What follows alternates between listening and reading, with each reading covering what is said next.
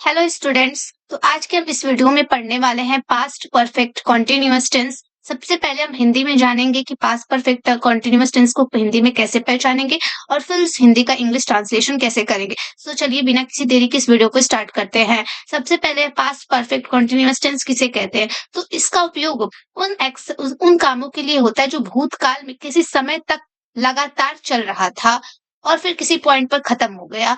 जैसे कि 2020 से ये काम 2020 से हो रहा था, तो ये काम हो रहा था और अब खत्म हो चुका है। तो ऐसे वाक्यों के लिए हम पास्ट परफेक्ट कॉन्टिन्यूअस टेंस का उपयोग करते हैं। तो हम पहचानेंगे कैसे कि वो पास्ट परफेक्ट कॉन्टिन्यूअस टेंस का ही वाक्य है। तो ऐसे वाक्य जिनके अंत में रहा था, रही थी, रहे थे के साथ समय बताया गया हो, जैसे कि 2 घंटे से, कई दिनों से, 4 साल से, 5 दिनों से, मंडे से। तो ऐसे वाक्यों के लिए हम पास्ट परफेक्ट कॉन्टिन्यूअस टेंस का यूज करेंगे। जैसे कि एग्जाम्पल में आप देख सकते हैं कि इस वाक्य के अंत में आया रहा था और इसमें टाइम दिया गया है 2 घंटे से कर रहे थे, इसमें अंत में आया रहे थे और यहाँ पे टाइम दिया गया है कई दिनों से। तो ये सेंटेंस क्या है? हमारे पास परफेक्ट कॉन्टिन्यूअस टेंस के ही उदाहरण है। नेक्स्ट है यूज ऑफ सिंस और फॉर। हम सिंस का उपयोग कहाँ करेंगे और हम फॉर का उपयोग कहाँ करेंगे? सिंस का उपयोग हम एक निश्चित समय के लिए करते हैं, जहाँ समय आपका क्या हो? डिफिनिट हो। जैसे कि 2020 से, यह एक निश्चित समय दिया गया है। जैसे मंडे से 4 मार्च से, तो ये सभी एक निश्चित समय दिया गया है, तो हम यहाँ पे लगाएंगे सिंस। अब हम फॉर का यूज कहाँ करेंगे? फॉर का यूज हम वहां करेंगे जहाँ समय अनिश्चित हो, जहाँ समय आपका क्या हो? इनडिफिनिट हो, अनिश्चित हो। जैसे कि 4 दिन से, तो हम यहाँ पे समय अनिश्चित है। आप बता नहीं सकते कि वो 4 दिन जो है 8 से 12 मार्च के बीच में है या फिर 13 से 17 मार्च के बीच में। तो ये एक अनिश्चित समय है। जैसे कि 4 साल से, तो आप यहाँ पे भी नहीं बता सकते कि वो समय 2020 से 2024 के बीच में है या 2025 से 2029 के बीच में है। इसीलिए ये सब समय क्या है? अनिश्चित समय है। जैसे कि कई दिनों से, परसों से निश्चित है, तो आप जैसे कि कई दिनों से, ये सब क्या है? अनिश्चित समय के ही उदाहरण है। तो हम जब समय अनिश्चित होगा तो फॉर का यूज करेंगे और समय अगर निश्चित होगा तो वहां पे हम सिंस का यूज करेंगे। जैसे कि अफर्मेटिव सेंटेंस है, सकारात्मक वाक्य, साधारण वाक्य। इसका स्ट्रक्चर है, सबसे पहले हम सब्जेक्ट लगाएंगे, उसके बाद हैड बीन लगाएंगे, उसके बाद वर्ब के फर्स्ट फॉर्म में आईएनजी लगाएंगे, फिर ऑब्जेक्ट को लिखेंगे, फिर टाइम सिंस या फॉर लिखेंगे। टाइम के हिसाब से हम सिंस या फॉर को लिखेंगे। अगर समय हमारा निश्चित होगा तो हम सिंस लिखेंगे, समय हमारा अनिश्चित होगा तो हम फॉर लिखेंगे। जैसे कि उदाहरण के लिए मैं 2 घंटे से पढ़ रहा था, तो इसका हो जाएगा यहाँ पे आपका ये मैं जो है ये आपका सब्जेक्ट है। 2 घंटे से ये आपका एक अनिश्चित समय है, क्योंकि आप बता नहीं सकते कि ये 2 घंटे 4 से 6 के बीच में है या फिर 8 से 10 के बीच में। तो ये यहाँ पे अनिश्चित समय है और इस सेंटेंस में फॉर लगेगा। पढ़ना आपका है वर्ब और रहा था, इससे पता चलता है कि ये पास्ट परफेक्ट टेंस का उदाहरण है, क्योंकि इसमें रहा था आ रहा है और यहाँ पे समय दिया गया है। तो ये पास्ट परफेक्ट कॉन्टिन्यूअस टेंस का उदाहरण है। चलिए इसका ट्रांसलेशन करते हैं। तो मैं आपका सब्जेक्ट है, सबसे पहले लिखेंगे I, then had been. I had been क्या कर रहा था? पढ़ रहा था। रीडिंग या फिर स्टडिंग भी कर सकते हैं। I had been reading. अब हम यहाँ पे कोई ऑब्जेक्ट नहीं, इसलिए यहाँ पे हम लगाएंगे for. I had been reading for, time क्या है? 2 घंटे से, for 2 hours. I had been reading for 2 hours. ये हावर्स से, पर इसको पढ़ते हैं आवर्स। वह सुबह से खेल रही थी। She had been playing, she had been playing since morning, क्योंकि यहाँ पे निश्चित समय बता दिया है सुबह से। She had been playing since morning. वे कई दिनों से अभ्यास कर रहे थे, तो कई दिनों से कोई निश्चित समय नहीं है, इसलिए यहाँ पे फॉर लगेगा। और वे का क्या होता है? They had been. अभ्यास का क्या होता है? प्रैक्टिस, तो यहाँ पे हो जाएगा practising. They have been practising for a long time. हम सुबह से इंतजार कर रहे थे। We had been waiting, we had been waiting since morning। हम सुबह से इंतजार कर रहे थे। We had been waiting since morning। Next है नकारात्मक वाक्य, नेगेटिव सेंटेंस, अर्थात ऐसे सेंटेंस जिसमें नहीं शब्द आता हो। इसका स्ट्रक्चर है, सबसे पहले हम सब्जेक्ट लगाएंगे, देन उसके बाद हम हैड नॉट बीन लगाएंगे, देन वर्ब के फर्स्ट फॉर्म में आईएनजी लगाएंगे, फिर उसके बाद ऑब्जेक्ट, देन टाइम के हिसाब से सिंस या फॉर लगाएंगे, देन उस टाइम को लिख देंगे। जैसे कि मैं 2 घंटे से नहीं पढ़ रहा था, आई, तो इसका ट्रांसलेशन होगा मैं 2 घंटे से नहीं पढ़ रहा था, तो इसका इंग्लिश ट्रांसलेशन होगा I had not been studying, I had not been studying for 2 hours. I had not been studying for 2 hours. वह सुबह से नहीं खेल रही थी। had not, she had not been playing. She had not been playing since morning. वह सुबह से नहीं खेल रही थी। She had not been playing since morning. वे कई दिनों से अभ्यास नहीं कर रहे थे। तो यहाँ पे हो जाएगा they had not been, अभ्यास करने का होता है practicing. They had not been practicing for a long time, वे कई दिनों से अभ्यास नहीं कर रहे थे। हम सुबह से इंतजार कर रहे थे, तो इसका हो जाएगा we had not been waiting, we had not been waiting since morning, हम सुबह से इंतजार नहीं कर रहे थे। नेक्स्ट है इंट्रोगेटिव सेंटेंस, अर्थात ऐसे सेंटेंस जिसमें प्रश्नवाचक वाक्य आते हों। ऐसे सेंटेंस को पहचानने का है कि इसमें क्वेश्चन मार्क भी लगा होगा इंट्रोगेटिव सेंटेंस में। इसका स्ट्रक्चर है, सबसे पहले हैड लिखेंगे, उसके बाद सब्जेक्ट लिखेंगे, फिर उसके बाद बीन, फिर वर्ब के फर्स्ट फॉर्म में आईएनजी लगाएंगे, देन ऑब्जेक्ट लिखेंगे, टाइम के हिसाब से सिंस या फॉर लिखेंगे, एंड देन उस टाइम को लिखेंगे, देन क्वेश्चन मार्क लगाएंगे। जैसे कि क्या तुम 2 घंटे से पढ़ रहे थे, तो इसका हो जाएगा हैड यू, देन उसके बाद हम लगाएंगे बीन, पढ़ना का होगा studying, had you been studying for 2 hours. क्या तुम 2 घंटे से पढ़ रहे थे? क्या वह सुबह से खेल रही थी? तो यहाँ पे हो जाएगा had she been playing, had she been playing since morning, had she been playing since morning. Question mark दोनों में होगा। क्या वे कई दिनों से अभ्यास कर रहे थे? had they been practicing, had they been practicing for a long time.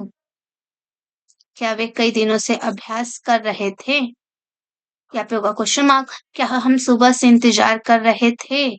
सबसे पहले होगा had we been waiting, had we been waiting since morning, had been since morning, then question mark.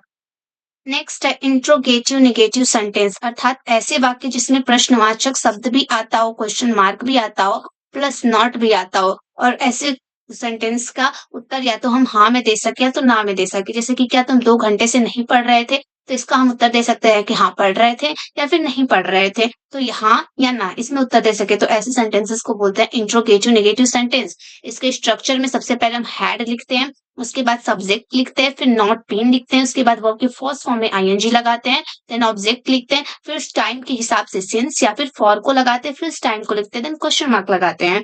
जैसे कि उदाहरण के लिए क्या तुम 2 घंटे से नहीं पढ़ रहे थे, तो इसमें हो जाएगा हैड, एंड देन तुम के लिए क्या होगा you, had you not been studying, had you not been studying for 2 घंटे से 2 hours, for 2 hours. क्या वह सुबह से नहीं खेल रही थी?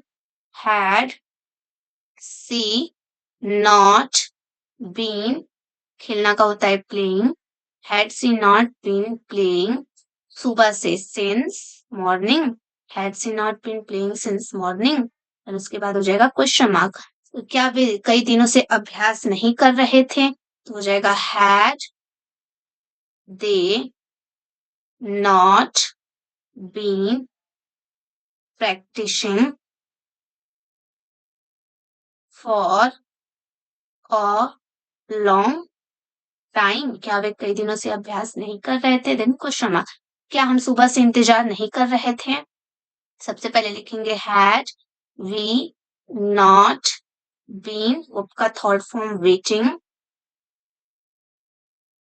Since morning. क्या हम सुबह से इंतजार नहीं कर रहे थे? Then question mark. WH interrogative sentence अर्थात ऐसे सेंटेंस जिसमें WH वर्ड आ रहा हो, जैसे कि वेयर, व्हाट, वाई, ऐसे शब्द आ रहे हों तो उनको हम बोलते हैं WH इंट्रोगेटिव सेंटेंस। तो सबसे पहले उस WH वर्ड को लिखते हैं, फिर उसके बाद हैड लिखते हैं, फिर सब्जेक्ट लिखते हैं, फिर बीन लिखते हैं, फिर वर्ब का फर्स्ट फॉर्म में ING लगाते हैं, फिर उसके बाद ऑब्जेक्ट लिखते हैं, फिर टाइम टाइम के हिसाब से हम सिंस या फॉर लगाते हैं, और फिर टाइम को लिखते हैं, देन क्वेश्चन मार्क लगाते हैं। जैसे कि तुम कितनी देर से पढ़ रहे थे, तो इसका हो जाएगा कितनी देर का होता है हाउ लॉन्ग, हैड, फिर उसके बाद सब्जेक्ट, फिर उसके बाद been starting,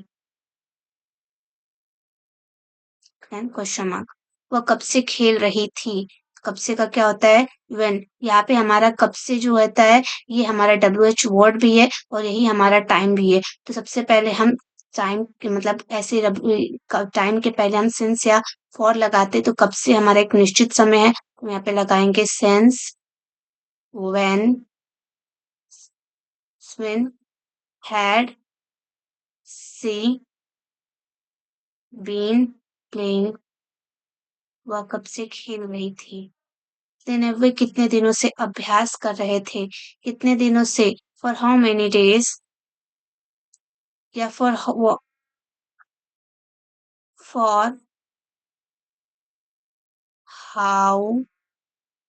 many days had, for how many days had they been practising. वो कितने दिनों से अभ्यास कर रहे थे? Question mark. नेक्स्ट वाला बनाने के लिए यहाँ पे स्पेस नहीं बचा है, आप लोग खुद से देखिएगा बना के। Next WH negative interrogative sentence अर्थात ऐसे वाक्य जिसमें WH वर्ड तो आ ही रहा हो, साथ में नॉट भी आ रहा हो, तो ऐसे सेंटेंसेस को हम बोलते हैं WH निगेटिव इंट्रोगेटिव सेंटेंस। इसका स्ट्रक्चर है कि सबसे पहले हम WH वर्ड लगाते हैं, उसके बाद हैड लगाते हैं, फिर सब्जेक्ट लगाते हैं, फिर उसके बाद नॉट बीन लगाते हैं, फिर उसके बाद वर्ब के फर्स्ट फॉर्म में ING लगाते हैं, देन ऑब्जेक्ट लगाते हैं, फिर टाइम के हिसाब से सिंस या फॉर लगाते हैं, तो इस टाइम को लगाते हैं, देन क्वेश्चन मार्क लगाते हैं। वैसे कि तुम कितनी देर से नहीं पढ़ रहे थे, तो सबसे यहाँ पे हो जाएगा हाउ लॉन्ग। कितनी देर का होता है how long.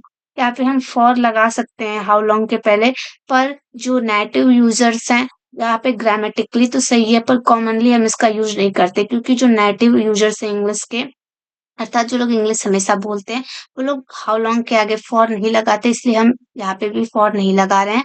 How long had not, how long had you, क्योंकि यहाँ पे सब्जेक्ट लगाना है। How long had you not been studying, तुम कितनी देर से नहीं पढ़ रहे थे। यहाँ पे रीडिंग भी कर सकते हैं।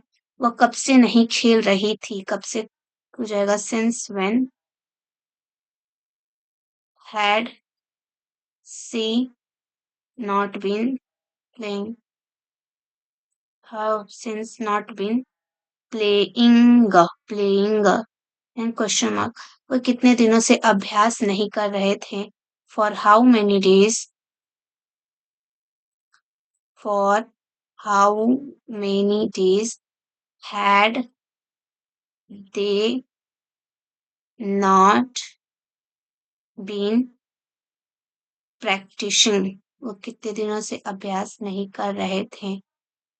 नेक्स्ट है, हमें यहाँ पे कुछ सेंटेंस दिए गए हिंदी में, उसका इंग्लिश ट्रांसलेशन करना है। तो आप लोग भी पहले सारी स्लाइड्स को अच्छे से पढ़िएगा, स्ट्रक्चर्स को याद करिएगा, और फिर इसके बाद वीडियो को पॉज करके आप लोग खुद से इसका ट्रांसलेशन करिएगा, फिर इसके बाद मिला लीजिएगा कि आप लोग का कितना सही था। तो चलिए ट्रांसलेट करते हैं। मैं 1 घंटे से पानी पी रहा था। आई हैड बीन ड्रिंकिंग, 1 घंटे से, फॉर लगेगा फॉर 1 आवर। मैं 1 घंटे से पानी पी रहा था। वह सुबह से टीवी देख रही थी। She had been watching TV, वो सुबह से टीवी देख रही थी। She had been watching TV सुबह से के लिए हो जाएगा सिंस मॉर्निंग। सिंस मॉर्निंग, वे 2 दिनों से तुम्हारा इंतजार कर रहे थे। They had been waiting, they had been waiting for 2 days, वो सुबह से इंतजार करते हुए। राम सुबह से खेल नहीं रहा था। Ram had not been